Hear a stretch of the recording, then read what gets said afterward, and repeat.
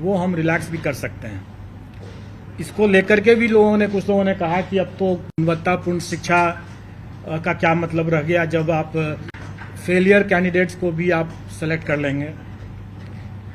उसके बाद जब हम लोगों ने परीक्षा आयोजित कराई और जो प्राथमिक वाले पीआरटी वाले जब निकल के आए तो लोगों ने हल्ला करना शुरू किया कि ये परीक्षा तो ऑफिसर्स के लिए है, ये परीक्षा तो टीचर्स के लिए नहीं है, फिर सरकार की नीयत ही नहीं है नियुक्ति करने की। ये सब बातें हुई। उसके बाद जब हम लोग ओएमआर शीट नहीं अपलोड कर रहे थे तो लोगों ने उसके लिए मांग करना शुरू किया कि ओएमआर शीट क्यों नहीं अपलोड हो रहा है। जब ये बताया गया कि कई अभ्यर्थियों ने ओएमआर में अपना रोल नंबर या सब्जेक्ट कॉम्बिनेशन या बुकलेट सीरीज गलत लिखा है, उसके हम लोग क्रॉस वेरिफिकेशन कर रहे हैं, तब उस पर लोगों ने कहना शुरू किया कि आप लोग ओएमआर में करेक्शन कर रहे हैं और तरह तरह की शिकायत लगी। उसके बाद डॉक्यूमेंट वेरिफिकेशन के स्तर पर भी लोगों ने कहना शुरू किया कि क्यों डॉक्यूमेंट वेरीफाई करा रहे हैं वगैरह वगैरह। एग्ज़ाम में तो लोग कह ही रहे थे कि जब परीक्षा फल ही नहीं देंगे तो परीक्षा कराने का क्या मतलब है, बाराती और दूल्हा की बात भी कह रहे थे। और इन सभी जो ऑब्स्टेकल्स थे, रुकावट थी, उसको दरकिनार करते हुए जब हम लोगों ने परीक्षा संपन्न करा लिया, तब उसके बाद परीक्षा जब सब साफ सुथरे तरीके से हुआ तो लोगों की अपेक्षाएं, उम्मीदें इस हद तक बढ़ गई कि लोग अब ये भी मांग करने लगे कि सीटेट में जो अनुत्तीर्ण हो गए वो कहने लगे कि 5% रिलैक्सेशन कर दीजिए, जैसे कि मेरे पास सभी समस्या का समाधान हो। वो भी मेरे ही अधिकार क्षेत्र में लगता है कि जैसे है। या टीआरई में भी लोग पता नहीं कैसे लोग 5% अतिरिक्त रिलैक्सेशन की बात करने लगे। उसके बाद अभ्यर्थी 1000 गलतियां करें, सर्टिफिकेट्स में तरह तरह की गलती करें, बोले कि मेरा से तो यह गलती हो गया, मुझसे यह गलती हो गया, मुझे और मौका मिले, मुझे और मौका मिले। और इतनी गलतियों के बावजूद भी जब वो आयोग से ये अपेक्षा करने लगे कि हम तो टाइमली रिजल्ट दे दें और अगर हमें विलंब हो रहा है तो हम भ्रष्टाचारी हैं, अगर हम ओएमआर में विलंब से अगर कर रहे हैं तो भ्रष्टाचारी हैं, रिजल्ट टाइम पर नहीं दे रहे हैं, तुरंत नहीं दे रहे हैं, चाहे उनकी कितनी भी गलतियां हों, लेकिन हम अगर रिजल्ट टाइम पर नहीं दे रहे हैं तो हम गलत कर रहे हैं। सब कुछ होने के बाद अब जब अभ्यर्थी इतनी अपेक्षाएं अपनी बढ़ा लिए और आप लोग भी बढ़ा लिए तो सरकार भी पीछे क्यों रहती। तो सरकार ने भी हम लोगों से ये अपेक्षा किया कि भाई आप रिजल्ट के साथ साथ जिला भी आवंटित कर दें। अब आप देखें कि हमारे काम कितने बढ़ गए और ये सभी काम हमें बिना किसी मिस्टेक के, बिना कोई त्रुटि के फुल प्रूफ तरीके से करना है। ये छोटी बात नहीं है। ये आयोग के पूरे टीम को मैं इस बात के लिए धन्यवाद देना चाहूँगा। हमारे एग्जामिनेशन कंट्रोलर टीआरई के हैं शर्मा जी, आयोग के सचिव हैं, और तमाम जो पीछे में जो लोग यहाँ पर नहीं है, जो पीछे में तमाम लोग जो काम कर रहे हैं, ये एक तरह से इतिहास इन लोगों ने बनाया। मैं आपको कुछ फैक्ट्स बताना चाहूँगा कि कैसे ये एक इतिहास बना है। परीक्षा हमारी संपन्न हुई 24, 25, 26 अगस्त को और अभी 2 महीने भी नहीं हुए हैं, 60 दिन भी अभी नहीं हुए हैं। और हम लोगों ने 43 पेपर विषय उसका परीक्षा फल बना लिया है और सभी कैंडिडेट्स को हम लोगों को जिला भी आवंटित करना था, इंटू 38 कर दीजिए, तो हर जिला के लिए भी हम लोगों ने सूची बना लिया है। और आप लोगों ने देखा होगा कि अभी तक जितने परीक्षा फल घोषित हुए हैं सब में जिला भी हम लोगों ने आवंटित कर दिया है। तो अगर देखा जाए तो 43 प्रश्न अगर विषय अगर मान लें, उसको ये मान लें, तो एक दिन भी अगर एक पर लगाएं अगर, तो उससे अधिक कितना फास्ट हो सकता है। दूसरा ये भी कि आज तक बीपीएससी के इतिहास में इतनी जल्दी इतने ढेर सारे रिजल्ट्स नहीं दिए गए हैं, ये प्रथम हुआ है। दूसरी बात जो लोग कहते रहे कि हम लोगों ने रिलैक्स कर दिया क्वालिफाइंग कट ऑफ को 75% हासिल करने के लिए इस उद्देश्य से, और इसमें गुणवत्तापूर्ण शिक्षा प्रभावित हुई, तो ऐसी कोई बात नहीं है। आप लोगों को ये सुखद आश्चर्य होगा, और ये बात तो हम लोगों को भी अनुमान था कि बिहार के अभ्यर्थी काफ़ी काबिल हैं और उन्हें ये इनका काफ़ी एक्सपीरियंस भी है, तजुर्बा है ऐसे प्रतियोगी परीक्षाओं को देते रहने का, और इसीलिए हम लोग कॉन्फिडेंट थे। जबकि कई लोगों ने इस बात को उठाया था कि बड़ा कठिन प्रश्न आ गया है, कैसे होगा, क्या होगा, लेकिन मैं आप लोगों को बता दूं कि कुछ ही 2-3 ही विषय छोड़ करके, और उसमें निश्चित तौर पर वो प्राथमिक का जो मामला था जिसमें कि सबसे ज़्यादा लोग विवाद कर रहे थे कि बड़ा टफ क्वेश्चन आ गया है, उसमें तो बिल्कुल ही नहीं। किसी भी विषय में 1-2 विषय को छोड़ करके और 1-2 मामले को छोड़ करके किसी भी मामले में हमें अपने क्वालिफाइंग कट ऑफ को रिलैक्स करने की जरूरत नहीं पड़ी। सभी अभ्यर्थी अच्छी गुणवत्ता के हैं और जो सफल हुए हैं वो निश्चित तौर पर अच्छे लोग हैं। इस परीक्षा में हम लोगों ने बड़े पैमाने पर टेक्नोलॉजी का उपयोग किया। कुछ की बानगी तो आप लोगों ने यहाँ के आयोग के हमारे कमांड कंट्रोल रूम को भी देख करके आप लोगों ने समझ लिया होगा। कुछ की बानगी जो मुन्ना भाई पकड़े गए उन्हें भी अब समझ में आ गया होगा। और इसके अलावा जो मैं बार बार ये कहता रहा हूँ कि जो कार्य हम पर्दे के समक्ष करते हैं वो सब लोग देखते हैं, सब लोग के नज़र में रहता है, लेकिन उससे कहीं ज़्यादा कार्य जो होता है वो पर्दे के पीछे भी होता है, और पर्दे के पीछे का कार्य महत्वपूर्ण होता है, लोगों की नज़र में नहीं रहता, इसलिए ज़्यादा उसमें हम लोगों को एहतियात बरतने की ज़रूरत पड़ती है। आज जो हम इतने परीक्षा फल को बनाए हैं और आज जो हम जिला आवंटन कर पाए हैं इतने कम समय में, इसका श्रेय जाता है हम लोगों के टेक्नोलॉजी को यूज़ करने का। हम लोगों ने सारा चीज़ सॉफ्टवेयर से किया, रिजल्ट भी बनाया सॉफ्टवेयर से, और डिस्ट्रिक्ट एलोकेशन भी सॉफ्टवेयर से हम लोगों ने किया है। और इसको हम लोगों ने आगे बढ़ाते हुए, चूंकि हम लोगों ने देखा कि डॉक्यूमेंट वेरिफिकेशन के समय जो हम लोगों ने 11th, 12th and 9th, 10th का जो डॉक्यूमेंट वेरिफिकेशन का काम कराए, उसमें हम लोगों ने पाया कि अभ्यर्थी आवेदन देते समय 1000 तरह की गलतियां कर बैठे थे। उसके बाद जब वो वहाँ पर डॉक्यूमेंट वेरिफिकेशन के लिए आए तो उसमें भी कई गलतियां हुए, क्योंकि कई लोगों का तो पूर्ण वेरिफिकेशन हो गया, लेकिन कुछ लोगों का पार्शियल हुआ। बड़े पैमाने में अभ्यर्थियों अनुपस्थित रहे जानबूझ करके, क्योंकि जब हम लोगों ने उनके डॉक्यूमेंट्स को जो उन्होंने आवेदन में जो दिया था उनको हम लोगों ने जब वेरीफाई किया तो हम लोगों ने पाया कि वैसे लोग जानबूझ करके अनुपस्थित रहे, क्योंकि उसके पहले 500 लोग ऐसे थे जिनका डॉक्यूमेंट वेरिफिकेशन में बिल्कुल ही अप्रमाणित पाया गया, और जिनका अप्रमाणित पाया गया उसके डॉक्यूमेंट्स की जब हम लोगों ने यहाँ से भी हम लोगों ने जब जांच किया तो हम लोगों ने पाया कि वाकई में वो सही तरीके से ही बाहर किए गए हैं। और शायद उन लोगों को ये भनक थी कि हम लोग उस पर कड़ी कार्रवाई करेंगे, और इसीलिए बड़े पैमाने पर कई अभ्यर्थी डॉक्यूमेंट वेरिफिकेशन के लिए नहीं आए।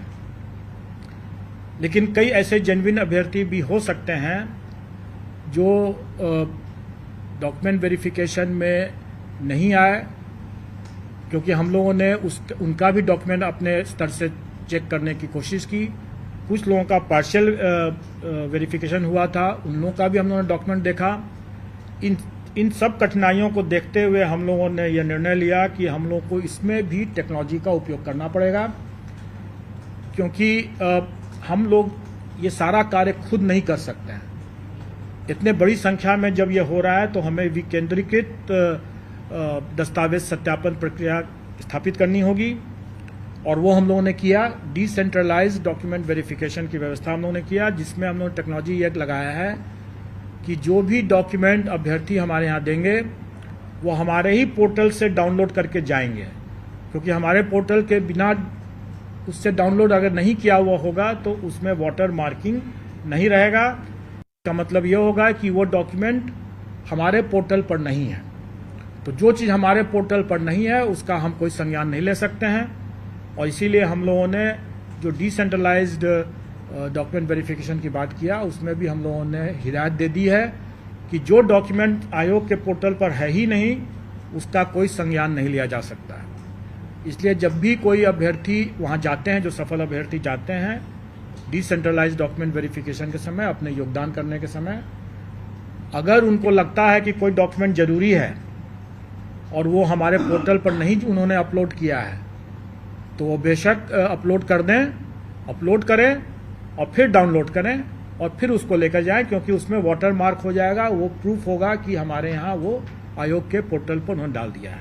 क्योंकि यही बाद में 10 साल 20 साल जब भी खोजा जाएगा तो यही डॉक्यूमेंट रहेगा और ये बहुत आवश्यक है। और इसीलिए इसमें भी हम लोगों ने टेक्नोलॉजी यूज़ किया कि वाटर मार्किंग और उसका रजिस्ट्रेशन नंबर दोनों को हम लोगों ने अंकित कर दिया।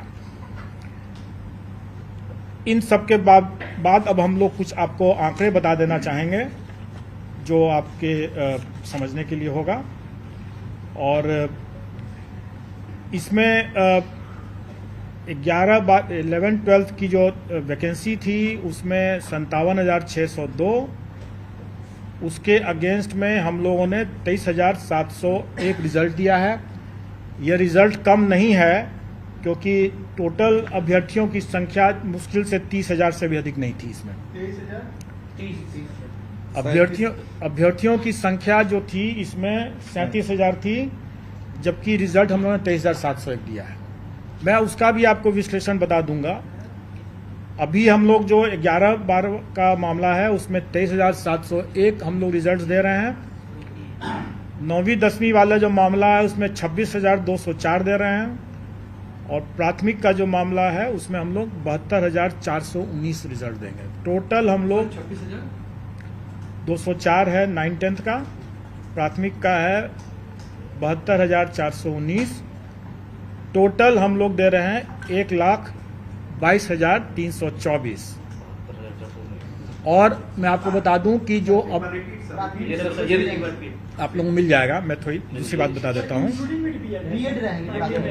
मैं उसके बारे में बता रहा हूं। आप प्रश्न पूछेंगे मैं जरूर जवाब दे दूंगा। अभी मैं कुछ फैक्ट्स आपको बता रहा हूं। 1,22,324 अभ्यर्थी हम लोग के सक्सेसफुल हुए हैं। 1,22,324 टोटल हैं। और अगर हम लोग थ्योरेटिकल मैक्सिमम देखें, मतलब कहने का यह है कि कुछ कुछ विषय में अभ्यर्थी बहुत कम है, वैकेंसी ज़्यादा, स्वाभाविक है कि उससे अधिक हम दे ही नहीं सकते हैं जितने अभ्यर्थी हैं। तो थ्योरेटिकल मैक्सिमम जो था वो 1,70,461 नहीं है, क्योंकि अभ्यर्थी कई विषयों में बहुत कम है वैकेंसी से। तो टोटल थ्योरेटिकल मैक्सिमम था 1,32,000, 1,31,000 कुछ 100 है, 1,32,000 मान लें। तो उसके विरुद्ध हम लोग देखा जाए तो हम लोग की उपलब्धि जो है वो 93% है।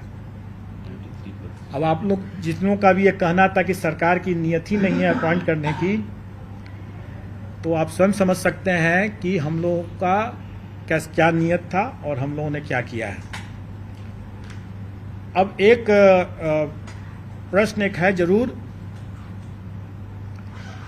और वो प्रश्न है कि अभी जैसे पूछा भी गया कि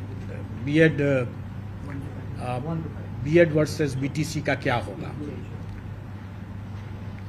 तो इस पर तो मैं आप लोगों को सिर्फ एक गाने की पंक्ति बोल सकता हूं कि तुम्ही ने दर्द दिया है तुम ही दवा देना। अब जिसने दर्द दिया है वो दवा भी तो वही दे सकता है, और जब तक दवा नहीं है तब तक इलाज संभव नहीं है। मैं समझता हूं कि आप लोगों को उत्तर मिल गया होगा। सर तो इंक्लूडिंग रहेगा या नहीं सर? मैं समझता हूं कि आप लोगों को उत्तर मिल गया होगा। सर मतलब ये क्लियर हो गया ना सर, रिजल्ट दे रहा है प्राइमरी का। सर रिजल्ट हम प्राइमरी का बिल्कुल देंगे जी, 20 के बाद बिल्कुल देंगे। जब निकल जाएगा आप लोग खुद ही हम लोग के पोर्टल से आप लोग पता चल जाएगा। मैंने बता दिया कि जिसने दर्द दिया है दवा भी उसी को देना है, अगर दवा नहीं है तो कोई इलाज भी नहीं है। दर्द के साथ आगे जीवन आगे बढ़ाना पड़ेगा। दुर्गा पूजा से पहले दे रहे हैं रिजल्ट प्राइमरी का सर? प्रत्येक रिजल्ट जो है वो दुर्गा पूजा के पहले हो जाएगा। पोर्टल पर आ जाएगा, सारा पोर्टल पर आ जाएगा। प्राइस का रिजल्ट और मैं तो यही कहूँगा कि हम लाए हैं कश्ती तूफान से निकाल के, तो अब तो सफल अभ्यर्थियों के हाथ में है कि वो कैसे इसको संभाल के रखते हैं। इशारा दे दिया था सर, कुछ अभ्यर्थी का प्रश्न है सर। गोविंद दर दिया है। वाटर मार्क को लेकर सर, तो उसका मतलब कुछ वाटर मार्क को लेकर अभ्यर्थी लगातार कॉल कर रहे हैं, उसमें जो अपलोड किए हैं सर उस पर नहीं है, कोई अंक कट जा रहा है, तो उनके साथ क्या होगा? कुछ नहीं होगा, डोंट वरी। सर अगर कोई, जैसे मैंने क्या कहा कि हम लोग इसको पोर्टल को ओपन कर दे रहे हैं, अगर कोई अभ्यर्थी अपलोड नहीं कर सके हैं वो भी वहां पर अपलोड कर लेंगे और फिर से डाउनलोड करके जाकर दिखा देंगे। सर एक सवाल है, आपने कहा सबसे तेज रिजल्ट दिए हैं, लेकिन रिक्तियों के मुताबिक अगर देखा जाए तो नहीं, हमने ये भी कहा कि हम लाए कश्ती तूफान से निकाल सर, योग्य के, अभ्यर्थी पूरे तूफान के माहौल से हम लोगों ने कश्ती निकाल के लाया। सर सीटें खाली रह गई, क्या मानते हैं अभी भी योग्य अभ्यर्थी की कमी है बिहार में?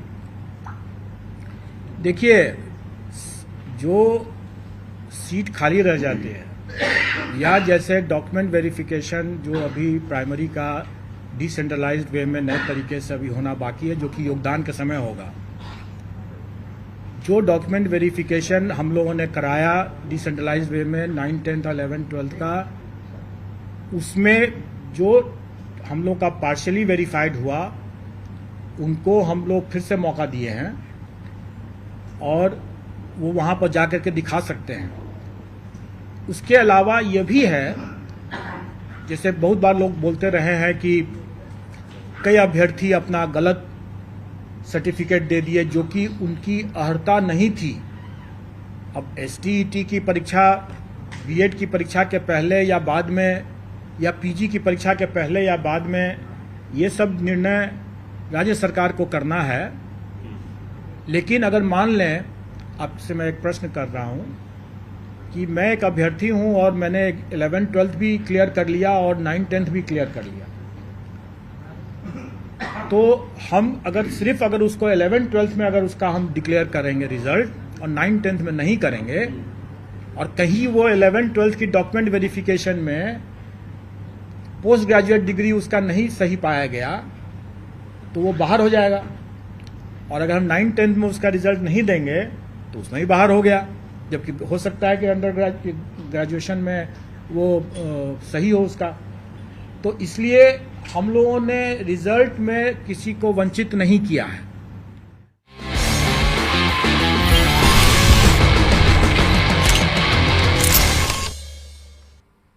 Headlines presented by Elegant Steel, India's #1 QST बार, देश का भरोसा। बिहार में लॉन्च हुआ चौथा कृषि रोड मैप, राष्ट्रपति द्रौपदी मुर्मू ने किया शुभारंभ। 3 दिवसीय दौरे पर पटना पहुंची हैं राष्ट्रपति। कृषि रोड मैप का सीएम नीतीश ने किया गुणगान, कहा उत्पादकता से बढ़ी किसानों की आमदनी, चौथा कृषि रोड में बचे हुए काम होंगे पूरे। शुरुआत करेंगे।